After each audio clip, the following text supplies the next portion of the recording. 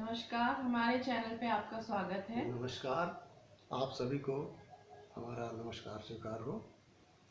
आज हम जानेंगे बीआरएस बैंक रिकंसिलिएशन स्टेटमेंट या फिर बैंक समाधान विवरण, और ये जानेंगे इसके बारे में और ये क्या है बताएंगे मिस्टर पीके गुप्ता, जो कि ईएसआईसी के एक्सपर्ट हैं। तो बताइए, बैंक समाधान विवरण से क्या आशय है और क्यों उसका यूज होता है, कहाँ कहाँ पे यूज होता है। Thank you for asking the question.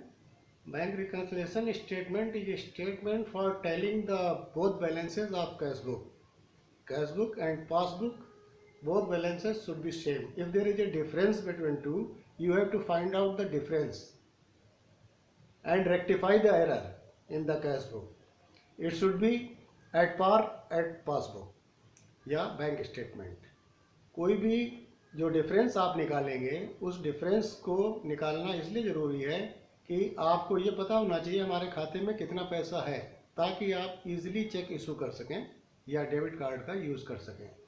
आजकल के जो nowadays it is common to use the debit card and credit card, तो इसकी उपयोगिता और बढ़ जाती है। बैंक समाधान विवरण प्रत्येक व्यक्ति को भी बनाना चाहिए और ये वाणिज्यिक संस्थानों में बनाया जाता है, आपके सरकारी कार्यालयों में बनाया जाता है और प्राइवेट फर्म में भी ये बनाया जाता है।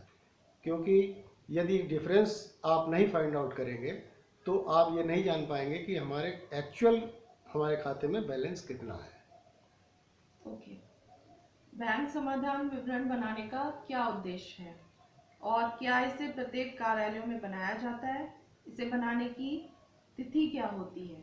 हाँ, इसको प्रत्येक कार्यालय में बनाना सुनिश्चित करना होता है और अपने हेड ऑफिस को भी भेजना होता है, ताकि हेड ऑफिस दिल्ली में बैठ कर के जान सके कि आपके ब्रांच ऑफिस में या आपके एसआरओ में या आपके रीजनल ऑफिस में क्या पोजीशन कैश बुक की चल रही है। एक्चुअली ये स्टेटमेंट देखने में एक छोटा सा स्टेटमेंट लगता है, लेकिन इसकी गंभीरता ये है कि हेडक्वार्टर का अधिकारी वहाँ बैठकर समझ जाएगा कि आपने कैश बुक में क्या एंट्री की है और ये डिफरेंस आ रहा है तो ये जेन्युइन डिफरेंस आ रहा है या कोई फ्रॉड हो रहा है।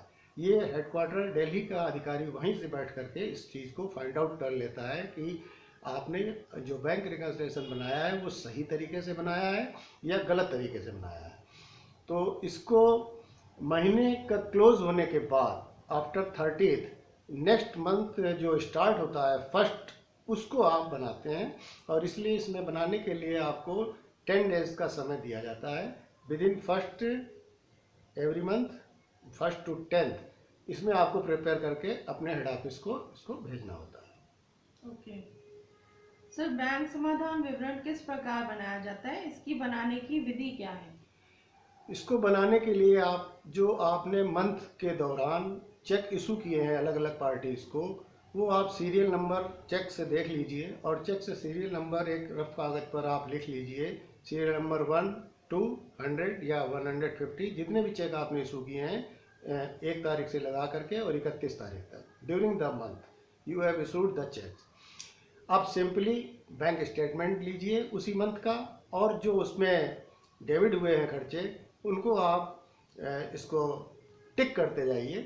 तो आपके जो अनटिक्ड बचेंगे उनको आप रेड इंक से सर्किल कर लीजिए, तो इससे आपका अनइनकैश चेक की अमाउंट ज्ञात हो जाएगी और जो बैंक एक्सपेंसेस डायरेक्ट चार्ज हुए हैं वो भी एक जगह पर लिखते जाइए, तो वो भी आपको ज्ञात हो जाएगा और उससे आप इसके आधार पर बैंक रिकंसिलिएशन स्टेटमेंट को मिलाने में सुविधा रहती है। ओके सर, तो सर मुझे ये जानना है कि क्या इसका कोई प्रोफार्मा होता है? हाँ, कुछ संस्थान इसका अपने सुविधा के लिए प्रोफार्मा बना लेते हैं, जिसमें मैं आपको आगे बताऊंगा कि कौन कौन सी एंट्री प्लस होती हैं, कौन सी माइनस होती हैं। तो उनको प्लस वाली एंट्री को एक जगह पे लिखते हैं, माइनस वाली एंट्री को एक जगह पे लिखते हैं और जब क्लोजिंग बैलेंस उसमें ऐड किया जाता है तो दोनों बैलेंस उसको मिल के बराबर हो जाते हैं। तो उसके पश्चात आपको इसको रेक्टिफाई ऑफ एरर करना होता है। अच्छा सर, बीआरएस बनाने के बाद क्या करते हैं? बीआरएस जब आपका कंप्लीट हो जाता है तो फिर आपके जैसे बैंक ने कुछ डायरेक्ट डेबिट कर लिए हैं खर्चे आपके खाते से, जैसे कि चेक इशूड तो चेक चार्जेस आपने ले लिए, बैंक कमीशन या कोई भी इस तरीके का खर्चा जो आपका बैंक ने ले लिया है बिना आपको बताए, तो उस खर्चे को यदि आपके एग्रीमेंट के अनुसार उसने जेन्युइन खर्चा डेबिट किया है, जैसे चेक इशू करने का हम लोग देते हैं, और तो उसको जो भी आरटीजीएस का देते हैं, तो जो उसके अलावा यदि कोई खर्चा ऐसा है जो बैंक डेबिट कर रही है, तो उसको हम कैश बुक में जब तक नहीं लेंगे जब तक आप एग्रीमेंट के अनुसार उसको चिट्ठी लिखेंगे बैंक को और उसको रेक्टिफाई ऑफ एरर कराएंगे, तभी उसको खर्चे के रूप में दिखा सकते हैं। ओके, चलते हैं हमारे नेक्स्ट क्वेश्चन की तरफ। सर, बैंक समाधान विवरण बनाने के लिए कुछ टिप्स दीजिए हमारे व्यूअर्स को, और बताइए कि कार्यालय में आसानी से कैसे बनाया जा सकता है। Yes, absolutely right you are. कुछ चीज़ें ऐसी हैं जो आपको टिप्स पे मैं बताना चाहूँगा। यदि कोई स्टूडेंट है या कोई असिस्टेंट, ऑफिस असिस्टेंट है, वो इसको प्रिपेयर कर रहा है, तो कुछ बातों को इसमें ध्यान में रखना पड़ेगा। कौन सी एंट्री प्लस में होंगी, कौन सी एंट्री माइनस में होंगी। यदि आप कैश बुक के क्लोजिंग बैलेंस को आधार मान करके बना रहे हैं बैंक रिकन्सिलिएशन स्टेटमेंट, तो आपको 15 एंट्रीज मैं बता रहा हूँ, जिनको आप यदि लर्न कर लेते हैं तो आपका क्वेश्चन गलत नहीं होगा और फुल मार्क्स आपको मिलेंगे। आपका क्लोजिंग बैलेंस बैंक बैलेंस के बराबर होना चाहिए। तो फर्स्ट एंट्री है cheque issued but not presented for payment, it should be plus in the cash book. Cheque send to bank for collection but not collected, it is minus.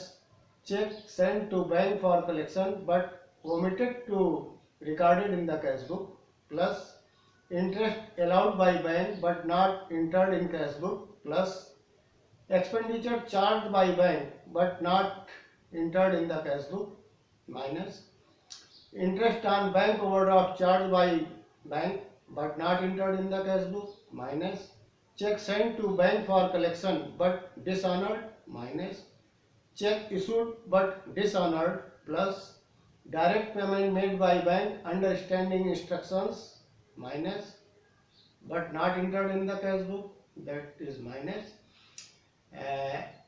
Direct payment made by customers with bank but not recorded in the cash book, plus rebate on returning of the bill entered in the passbook but not entered in the cash book, plus check issued and payment made by bank but issue of checks omitted to recorded in the cash book, minus checks entered in debit side of cash book but not sent to bank, minus any wrong entry in debit side of passbook, minus any wrong entry in credit side of passbook, plus।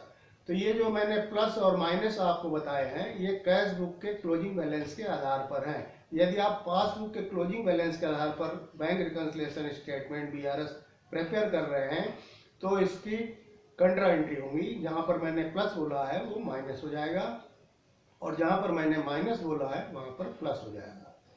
तो कुछ संस्थान दोनों विधियों को mix करके बनाते हैं, तो इस बात का ध्यान रखें कि क्वेश्चन में जब आपको क्लोजिंग बैलेंस का आधार जो भी दिया जाए, यदि कैश बुक का आधार पे क्वेश्चन में दिया रहेगा कि ये आप कैश बुक के क्लोजिंग बैलेंस के आधार पर इसको रिकंसाइल करिए, या पासबुक के क्लोजिंग बैलेंस के आधार पर इसको रिकंसाइल करिए, तो आप एंट्री उसी अनुरूप करेंगे। तो आप यदि ये 15 एंट्री आप इसको लिख लेते हैं और याद कर लेते हैं, तो आपको बैंक रिकंसिलिएशन बनाने में बिल्कुल फिंगर टिप्स के ऊपर ये आपके मिनटों में ये सब सवाल आप सॉल्व कर सकते हैं, और इस तरीके से आप फुल मार्क्स ऑब्टेन कर सकते हैं। Thank you. उम्मीद करते हैं आपको हमारा वीडियो अच्छा लगा होगा, और आगे भी हम ऐसे ही अच्छे वीडियोस और कॉमर्स से रिलेटेड वीडियोस बनाते रहेंगे। Please like, share and subscribe to our channel. Thank you, bye bye.